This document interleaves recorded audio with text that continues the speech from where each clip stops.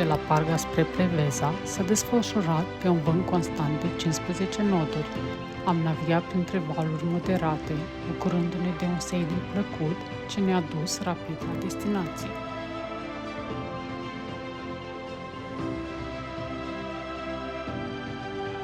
Am ajuns în Preveza după câteva ore de navigat pe mare. Ancorăm în golful bine protejat, la nord de oraș, dar aerul poartă deja semnele schimbării.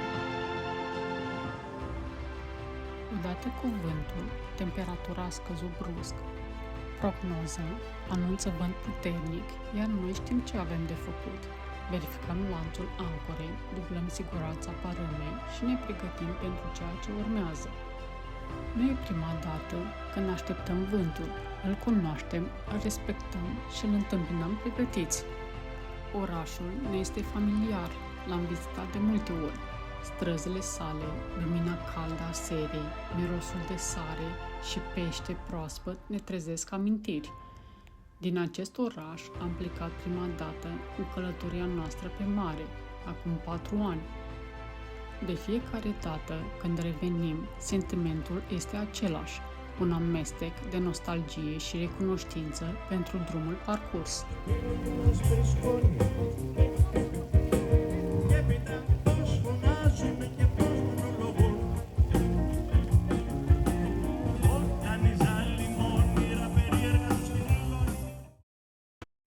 Plecăm spre Voinița cu un sentiment de urgență. Vântul puternic care se apropie nu lasă loc de ezitări. Trebuie să găsim un refugiu înainte ca marea să devină prea agitată. Descoperim că nu suntem singurii care au fugit din calea vremii. Vântul puternic ne-a ocolit, schimbându-și direcția spre Zakynthos. Ne așteptam la răfarle serioase, dar în loc de asta am fost învăluiți de o ploaie domolă sub un cer pumburiu.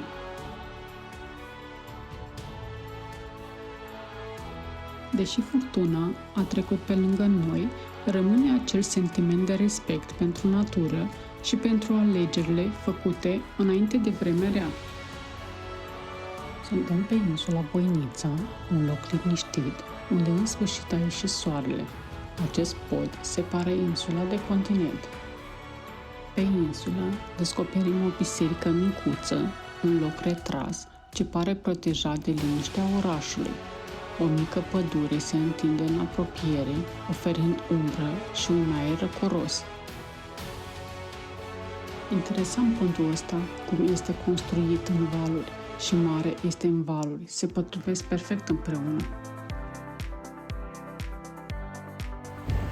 Lumea încă face baie la ora asta, cu toate că apa e rece și azi noapte a fost 20 de grade temperatura.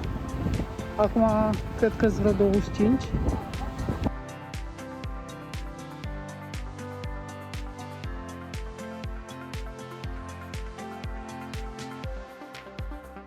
Am fost după 2 străzi laterale și deja mi s-a făcut să dorm de mare. Da, era prea claustrofob în oraș, nu? Nu, e larg, frumos, smart, e bine sistematizat, magazine de toate felurile, chiar mi-a plăcut. Dar tot mai frumos la mare.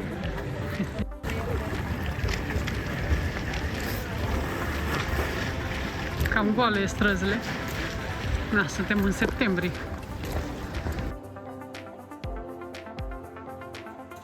Deci sunt câteva urlote care stau frumos off-camping.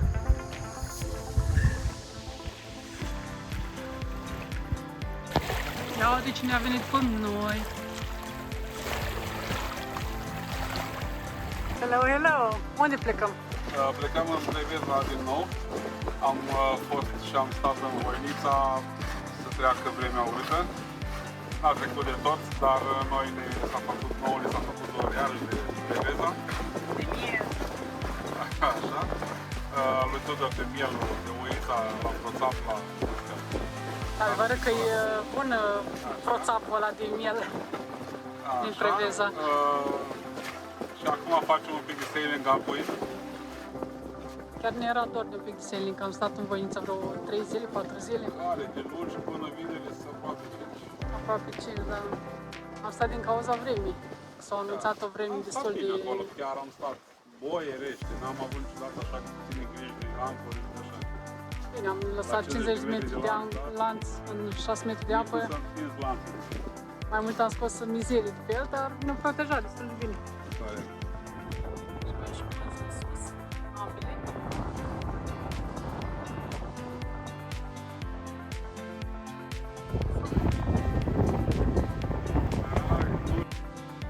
Am ajuns să Preveza la timp, chiar înainte ca ploaia să înceapă. Am ancorat cu bine și cu un sentiment de ușurare.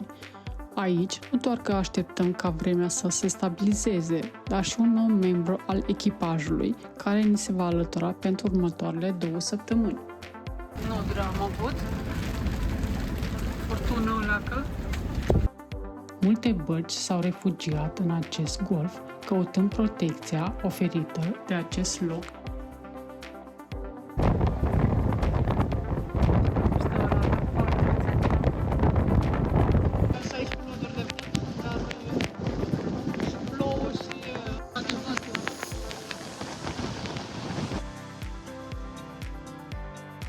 După ce vremea s-a mai dobolit puțin, ridicăm ancora și pornim spre Lefkada.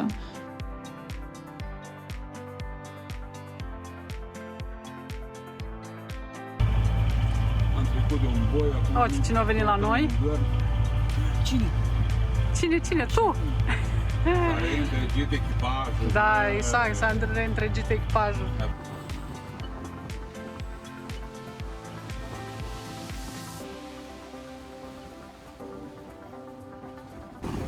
Avem valuri din față și merge cam greu. Încă suntem pe canal la Preveza.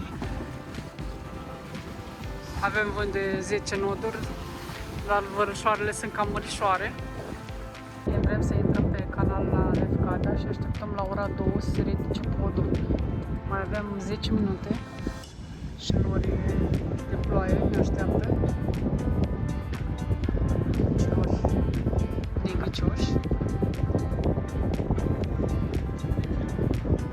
Măcar să ne lase să ancorăm, pe urmă poate să vină. Asta e. Trebuie să intrăm pe canal la Lefkada și bărcile în jurul nostru s-au cam adunat.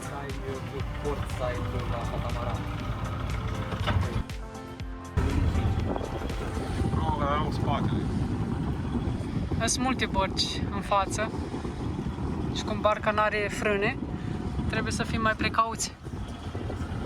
S-a ridicat podul și acum încercăm să trecem canalul. Vin de pe parte și de pe alta și o să fie un pic de trafic. Se merge ușor, dar sigur. Podul se deschide la ore exacte.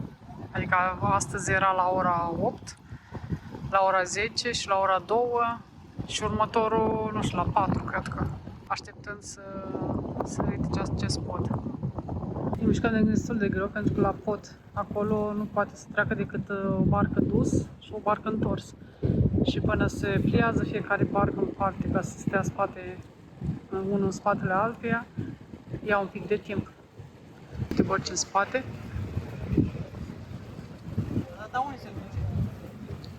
Asta este podul și aici s-a oprit traficul de mașini ca să poată să învârtă podul și să trecem noi.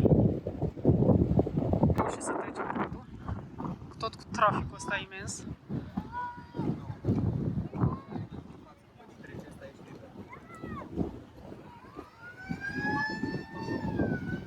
Le legăm aici la ponton.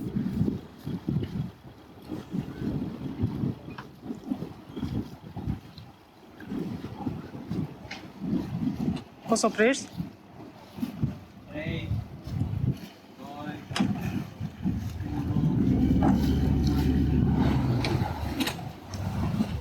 Ancorat în Lefkada. Stăm destul de bine aici la ponton. Ne plimbăm pe Lefkada. Aici este o bisericuță micuță. Vremea este plăcut de plimbat, nu este cald, un pic de soare printre nori.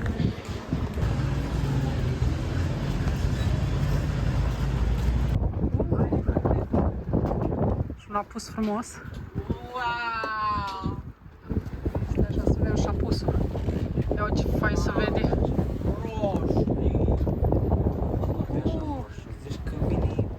După câteva zile de stat în Lefkada, ne continuăm drumul spre Nidri, cu vânt de 16 noduri din față. Pe canal la Lefkada înaintăm cu greu din cauza curenților și a vântului din față. Și am ajuns în Nidri. N-am mai fost de un an de zile. Am găsit capitanul care stă și se odihnește. După ce am stat 2 zile și 2 nopți, nu? Sau 3? 3 nopți în Lefkada. Ne-a protejat bine de vânt și ploaie, dar în special de câtă ploaie a curs azi noapte, numai barca știe. Deși aveam vânt puternic din laterală, am reușit să plecăm fără să atingem nicio barcă din Lefkada. Am coborât pe canal până în Nidri. Aici am lăsat ancora în 10 metri de adâncime, 50 de metri de lanț, destul de liber, un pic de zgomot aici de la colegul. Asta e singurul care îmi deranjează zenul după amizii. Am pus motorina, 160 de litri, dar n-am mai pus din Croația. Am făcut plinul, suntem bucuroși, barca e și mai bucuroasă că am hrănit-o.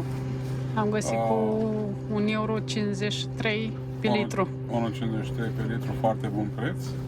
Bineînțeles că rata bidoane nu mers în marină la 2 euro pe litru. Suntem pregătiți să ne continuăm drumul spre Zakynthos, să-l ducem pe acest nou membru al echipajului, în curând fost membru al echipajului, să-l ducem acasă că începe școala. Începe facultatea. Începe facultatea. Da.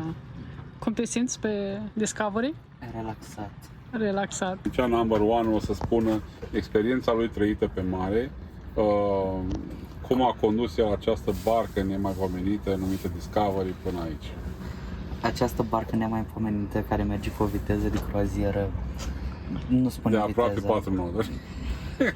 4 noduri. Da, am avut vânt din față și un pic de vălușoare, la 14-15 noduri, era de așteptat să meargă un pic mai greu.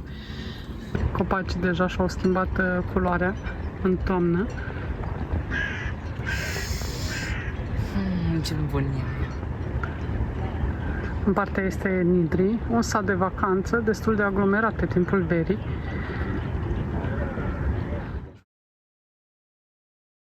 Părăsim Nidri cu un vânt ușor, barca înaintând liniștită spre insula Itaca. Chioni este un sătuc mic, ascuns într-un golf protejat.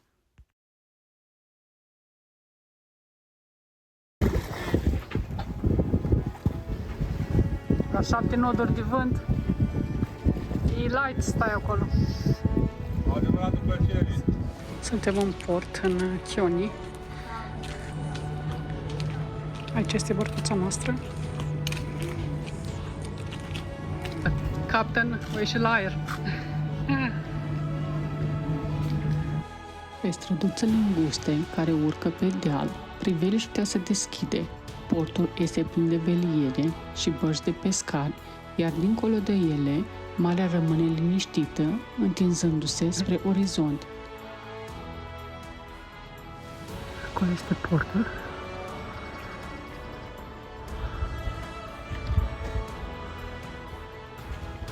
La malul mării, câteva restaurante își așteaptă oaspeții, iar singurul magazin alimentar oferă strictul necesar pentru provizii.